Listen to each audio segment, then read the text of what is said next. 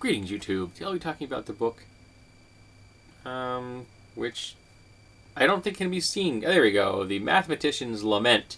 How School Cheats Us Out of Our Most Fascinating and Imaginative Art Form by Paul Lockhart, forward by Keith Devlin. Both Mr. Lockhart and Mr. Devlin are mathematicians. Mr. Lockhart has a degree in mathematics, PhD in mathematics, but he teaches mathematics in middle school. This was brought to the attention of Keith Devlin as an essay, which then Paul Lockhart expanded into a thin book. It's not a huge book at all, and it reads quite quickly. Here you go. Paul Lockhart is a brilliant research mathematician who has devoted his career to teaching kids, reveals math to be creative and beautiful, and rejects standard anxiety-provoking teaching methods. Witty and accessible, his controversial approach will provoke spirited debate among educators and parents alike, and all the way we think about math forever. He has a PhD. He's taught mathematics in Brown University and UC Santa Cruz. Since 2000, he has dedicated himself to K-12 students at the St. Anne School in Brooklyn, New York.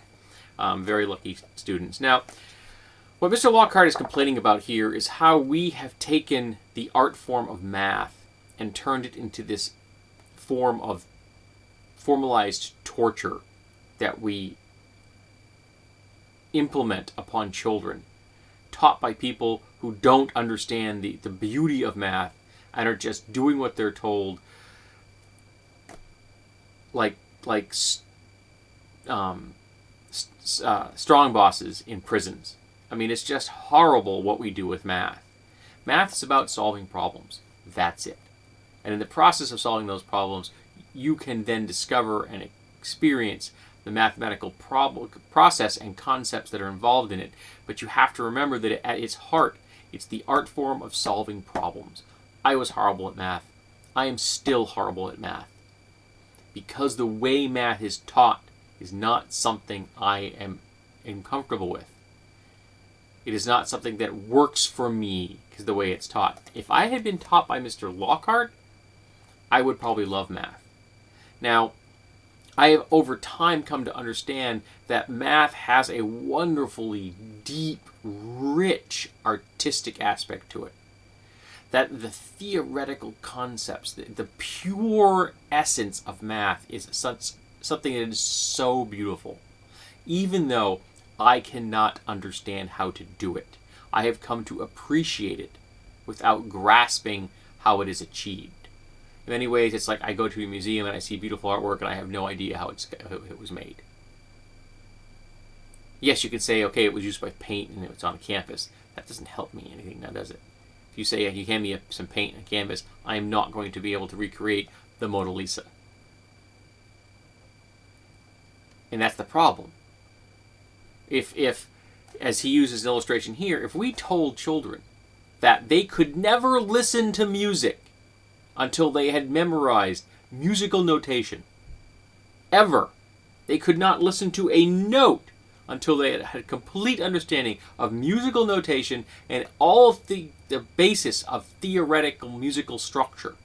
And in high school, we might let them listen to some music, but they would not be able to create or play their own until they got into college. And that's what we do with math, and it's horrible. Now, he particularly talks about geometry. And one of the things that bugs him about geometry is the way it's taught in schools, is the closest we come to teaching students the beauty of what math is, but we do it in a manner that cheats them of that. So it's like this horrible, horrible tease.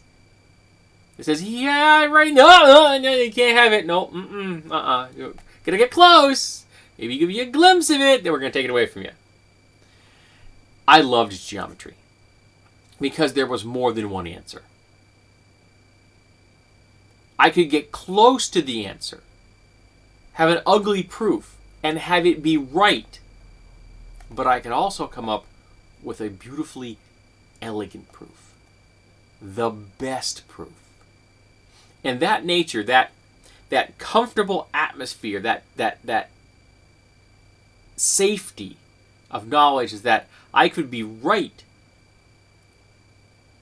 and pass even if I hadn't gotten the best, but it would be better for me, and I would get more out of it if I achieved that more beautiful, elegant solution. And in fact, I actually found a proof that was better than a textbook once. And I was correct. I had very few times in my academic career in formalized education that I ever feel pride, and that was one of them. Don't remember what it was. Sorry. Reading about math as an adult after I had gotten out of high school, and I started reading about things like infinities and dealing with math, the depth of math beyond what we teach in high schools, and the math that's required in physics to understand relativity and to quantum mechanics and M theory and things like that. Fermat's Last Theorem is a good example of a book I enjoyed. Books on code breaking, which are math heavy. Again, I don't understand how to do it. There's this gap in the middle of my grasping, of my understanding, and I have not ever been able to successfully fill that gap with knowledge. But I can appreciate the beauty of math, the artwork, the art that it is, of coming up with an elegant, beautiful solution. And have it stand on its own, and it's right. It's right down to the very fabric of reality. That's beautiful. And that is what Mr. Lockhart is lamenting, that we don't give that beauty to our students. We give them horrible education that teaches them things that they never ever use. And I don't think I've ever used any of the math I was taught. And because I did not understand it, I barely scraped by. Because of that, when I encounter a mathematical problem, I am often at a loss. I look at this and go, I understand that there's a solution to this. I know that there is. I would really like to achieve that solution, but I can't.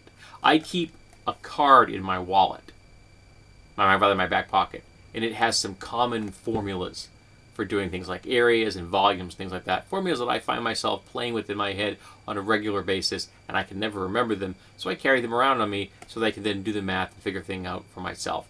Often related to role-playing games, but not always. That kind of problem solving should be something that becomes natural to us. It is natural to us. And then we grind it out of our students through the way that we teach math. So I wish that there were 1,000, 1,000,000 more Mr. Lockharts in the world to teach people the beauty of and the art of math. But there aren't. So to say that I recommend this book highly is a really big understatement. This is a book I think every single person everywhere should read. Everyone should read this book, particularly if you are a parent of a child that is going into school or is in school. Hand this to your kids. Help them understand that the way they are being taught is failing them and that they need a better process.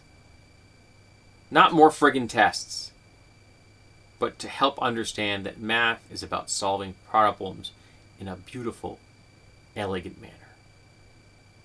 And that is just awesome.